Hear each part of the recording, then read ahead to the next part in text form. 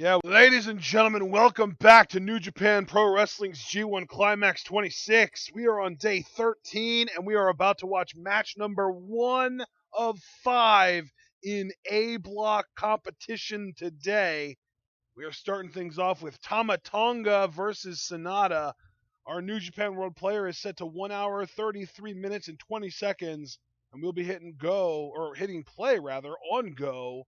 3, 2, 1. Go.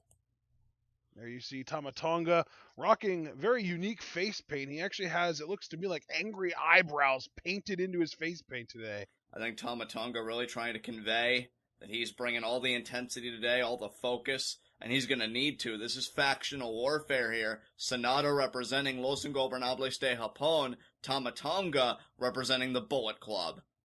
And now that I see, he actually has an eyebrow painted on almost The Rock-esque, because the left one is straight down like it's angry.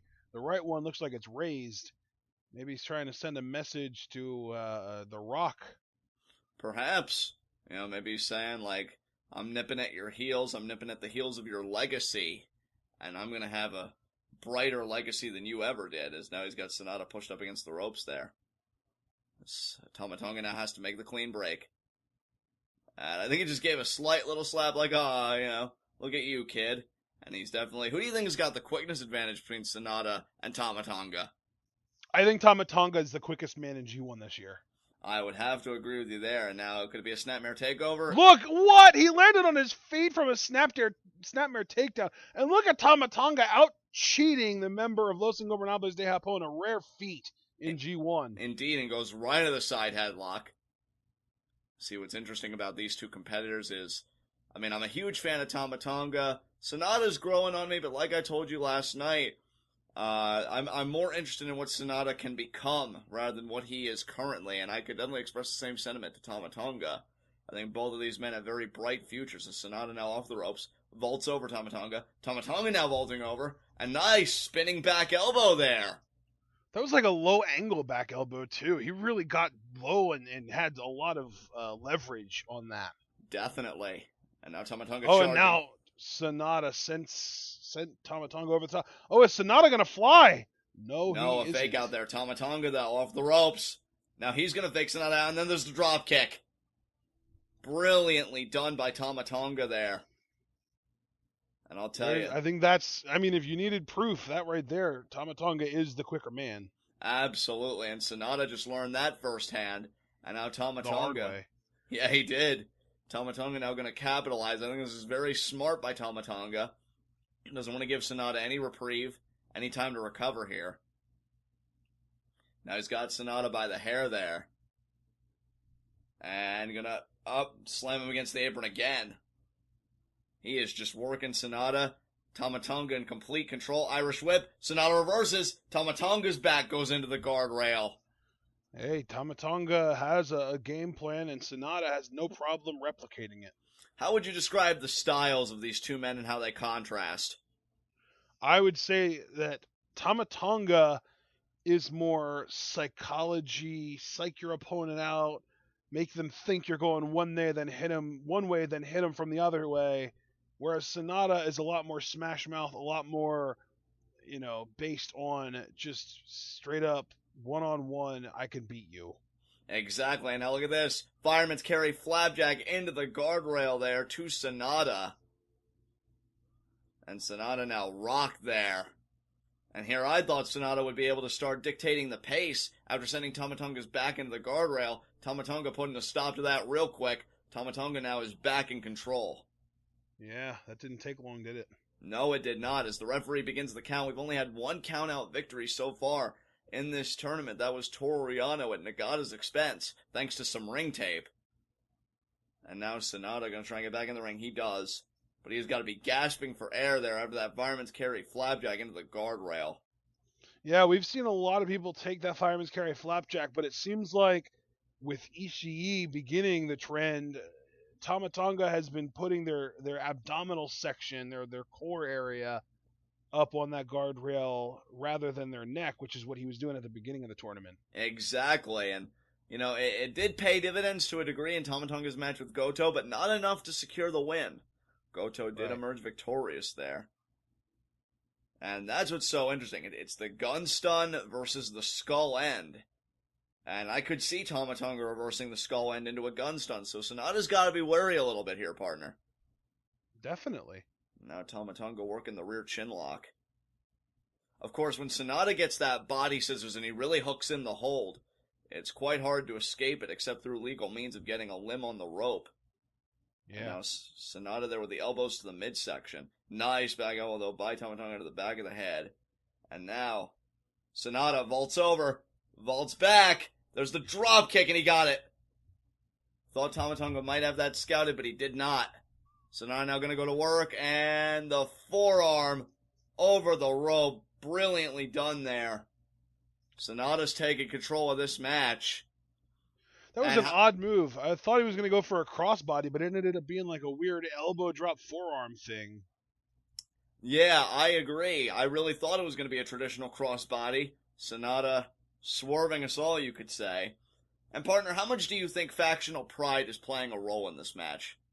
I don't really think it is that much. I don't think these guys really feel like they are, representatives of their respective factions so much as they're in it for themselves. Because the thing is, we've already seen that Evil is going to be taking on Naito tomorrow.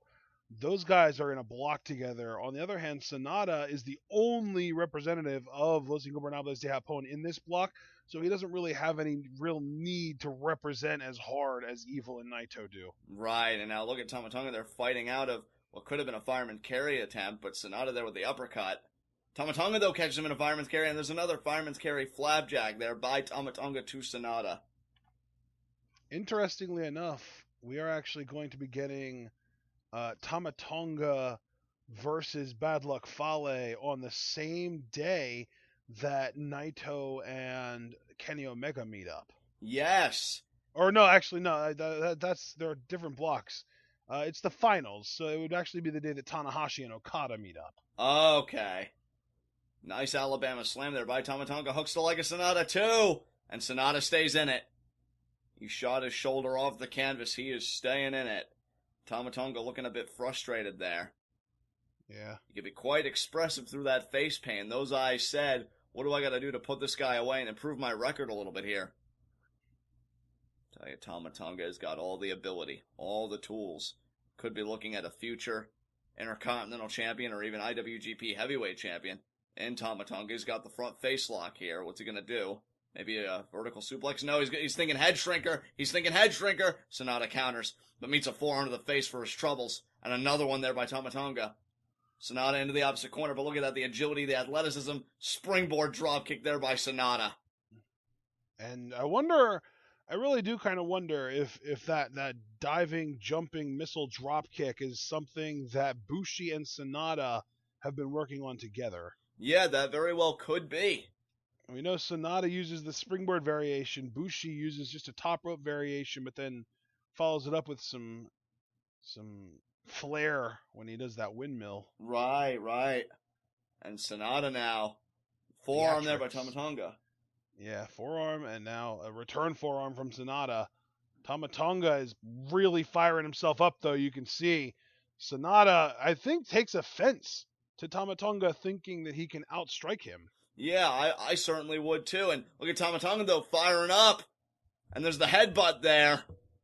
And that rocks Sanada a little bit. Look at that step up in Zagiri there by Sanada.